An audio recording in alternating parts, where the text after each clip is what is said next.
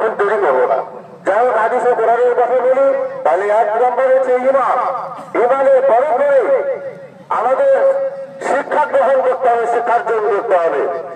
হ্যাঁ, শিক্ষার্জন করতে হবে। শিক্ষার অভাব আছে। হ্যাঁ, আমাদের সুশিক্ষিত হতে হবে।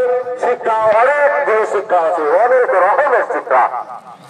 হ্যাঁ, শিক্ষা শুধু নামাজ পড়ার শিক্ষা নয়। হ্যাঁ, প্রত্যেকটা জিনিসের শিক্ষা আছে। ধর্মের সুশিক্ষা আছে, কুশিক্ষা। একটা চুরি ডাকাতি করার শিক্ষা, চিন্তাই করার শিক্ষা, এগুলো শিক্ষা। কিন্তু এই শিক্ষাগুলো সুশিক্ষা নয়, কুশিক্ষা। এখানে তিনি শিক্ষার জন্য আমাদের ভাবনা চিন্তা করতে হবে। তারপরে জাগতিক শিক্ষা, তিনি শিক্ষাকে বজায় রেখে জাগতিক শিক্ষা এটাই অর্জন করাটা একান্ত উচিত হবে। কারণ আল্লাহ রাসূল রিসালাতের প্রাক্কালে তিনি শিক্ষার কথাই বলেছিলেন। আল্লাহ তাআলা সর্বাগ্রে আল্লাহ রাসূলকে নবুয়তের প্রাক্কালে, নবুয়ত প্রাপ্তির সময় একটাই কথা বলেছেন, ইকরা বিসমি রাব্বিকাল্লাযী খলাক।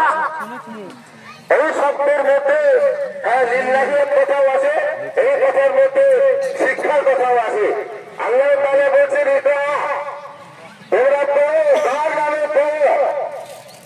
তোমরা অন্য কোন আল্লাহ ছাড়া অন্য নামে নয়, একমাত্র আল্লাহকে নিয়ে পড়ো, আল্লাহর নাম সংযুক্ত হয়ে পড়াশোনা করো।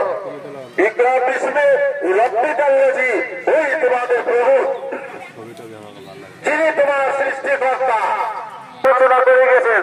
তাই ইমাম বুখারী রাহমাতুল্লাহ আলাইহি সর্বাগ্রে ওই কথা নিয়ে এসেছেন।